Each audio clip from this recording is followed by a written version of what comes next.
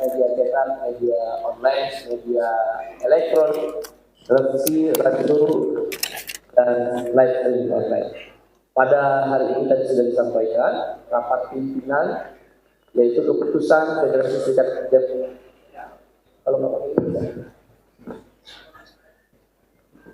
Kalau di FSPM itu ya keputusan di antara dua kongres namanya KAPIM. Pada hari ini KAPIM tahun 2024 oleh banyak keputusan yang tadi sudah disampaikan oleh Bung Riden Atam Aziz, Presiden FSPMI, dan keputusan ini sangat krusial karena menjelang pemilihan umum pada tanggal 14 Februari 2024. FSPMI adalah salah satu aktor utama di dalam partai ini. Karena itu keputusan Rapim FSPMI akan menentukan kemenangan partai. Ada beberapa hal yang ingin saya sampaikan sebagai Presiden Partai Buruh. Yang pertama, Partai Buruh akan menggelar aksi 21 Desember ini di Mahkamah Konstitusi, Istana Negara, dan di depan Kedutaan Besar Amerika. Ada 3 isu yang diangkat di dalam aksi ribuan buruh se-Jawa Barat, Banten, dan DKI. Isu pertama adalah stop perang Palestina-Israel.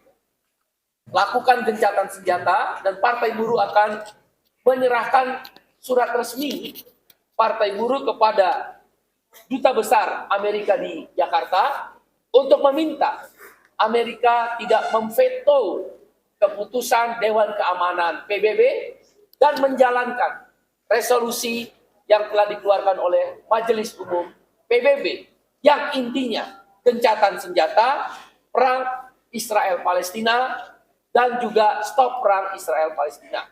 Isu kedua, karena bersamaan dengan judicial review JR Undang-Undang Cipta Kerja di Mahkamah Konstitusi, kita minta MK jangan main-main lagi.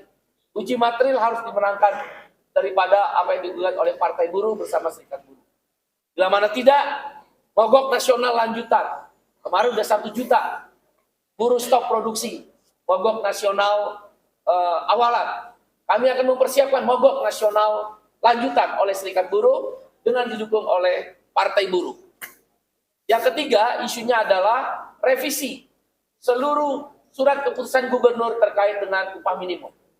Kami meminta kenaikan upah di antara 8% sama seperti kenaikan PNS sampai dengan 15% sebagaimana yang sudah direkomendasikan oleh Bupati dan Wali Kota setempat. Gubernur tidak boleh merubah rekomendasi dari Bupati dan Wali Kota. Kita minta dikembalikan. Itulah yang akan diangkat 3 isu di dalam aksi 21 Desember 2024. Yang kedua, tentang calon presiden dan calon wakil presiden, termasuk yang akan didiskusikan dalam Rapim FSPMI, Partai Buruh ada 2 opsi pilihan dan akan diputuskan di rapat presidium Partai Buruh. Opsi pertama, Partai Buruh memutuskan untuk pada putaran pertama Pilpres ini tidak mencalonkan, tidak mendukung, tidak memilih calon presiden manapun, baik paslon 01, paslon 02, paslon 03. Ada beberapa alasan mengapa di putaran pertama, dalam opsi pertama ini, Partai Buruh tidak mencalonkan capres dan cawapres. Alasan pertama, tidak ada satupun capres dan cawapres yang dilakukan pendekatan oleh Partai Buruh bersedia melakukan kontrak politik. Partai Buruh haram hukumnya berkoalisi dengan partai politik yang mengesahkan Undang-Undang Omnibus Law.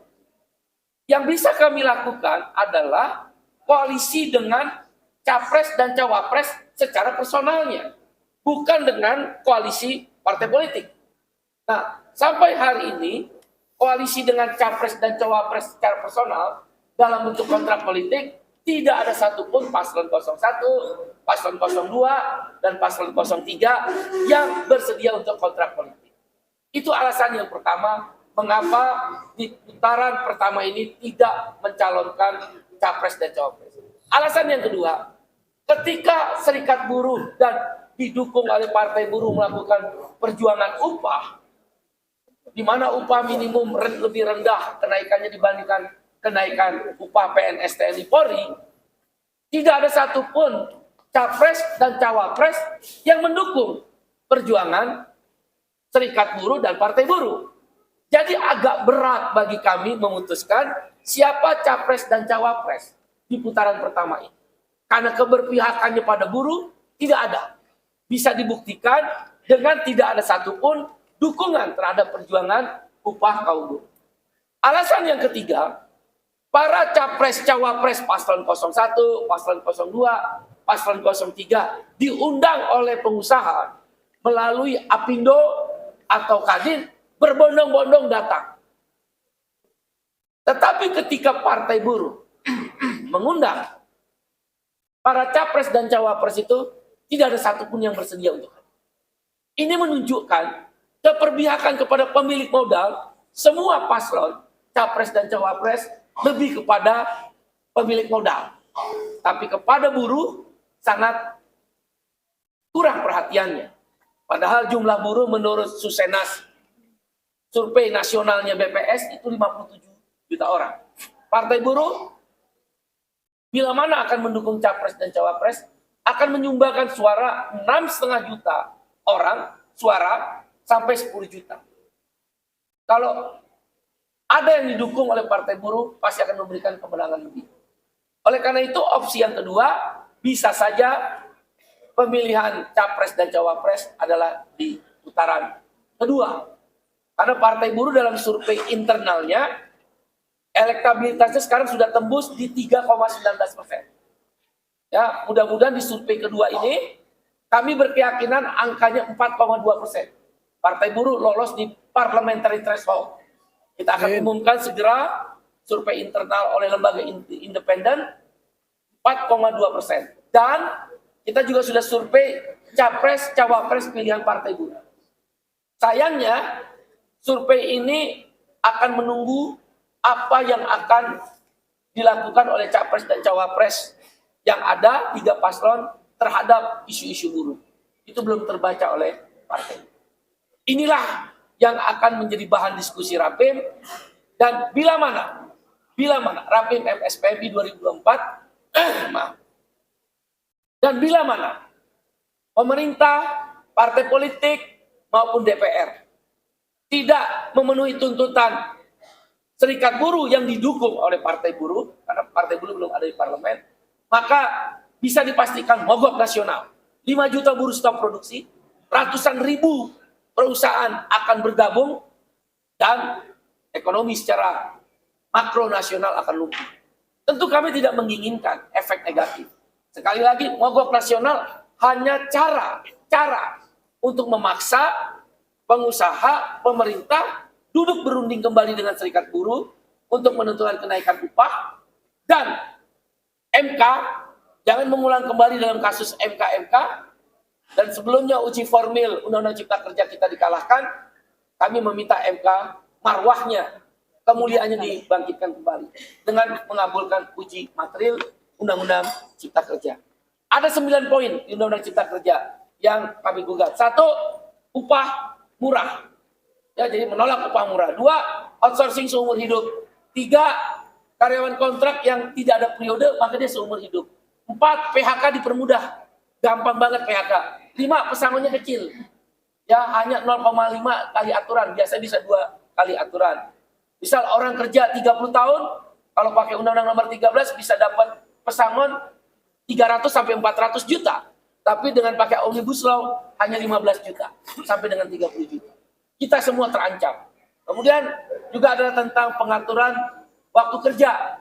Dengan jam kerja 8 jam, ditambah lembur 4 jam, berarti total sehari 12 jam. Itu kejaman abad 17. Gak ada waktu untuk istirahat. Walaupun lembur dibayar, tapi jam kerjanya lama. Kemudian juga waktu istirahat panjang, selama 2 bulan cuti, setelah bekerja 6 tahun, dihapus. Buruh perempuan yang akan mengambil hak cuti haid dan cuti melahirkan, tidak ada kepastian upah. tenaga kerja asing, unskilled workers, buruh kasar bisa bekerja tanpa izin, mengancam tenaga kerja lokal. Kemudian juga sanksi pidana dihapuskan dan beberapa pasal lainnya. Kira-kira ada 9 poin. Dan tentu kita minta stop perang Palestina-Israel. Saya ILO Governing Body sudah mendapat instruksi dari Workers Group di ILO Governing Body untuk kampanye, melakukan kampanye gencatan senjata perang Palestina-Israel dan stop permanen perang Israel-Palestina dan merdekakan bangsa Palestina, 2 negara yang merdeka dengan Palestina ibu kota Yerusalem. Demikian, terima kasih. Kalau ada pertanyaan, cukup. Satu lagi penjelasan aja terkait dengan hubungan Capres Cawapres putaran pertama, berarti ini serikat buruh itu golput atau gimana Pak? Partai Buruh bersama Serikat Buruh dalam pemilihan calon presiden, calon wakil presiden di putaran pertama bukan golput, tetapi fokus kepada pemilihan calon legislatif, yaitu target 30 kursi DPR RI Partai Buruh, suara 6.045.000 suara sah nasional, kemudian lolos parliamentary threshold 4,2%. Itu survei internal kita. Itulah bukan berarti Partai Buruh dan Serikat Buruh golput, tetap dia fokus pada caleg.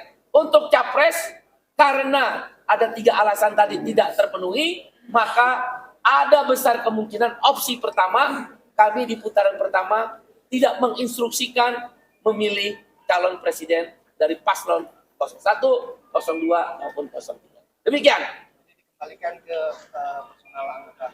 Prinsipnya tidak ada instruksi, tidak ada keputusan, dan kader-kader Partai Buruh tidak boleh menjadi relawan ataupun tim sukses. Fokus di calon legislatif Partai Buruh lolos 4,2.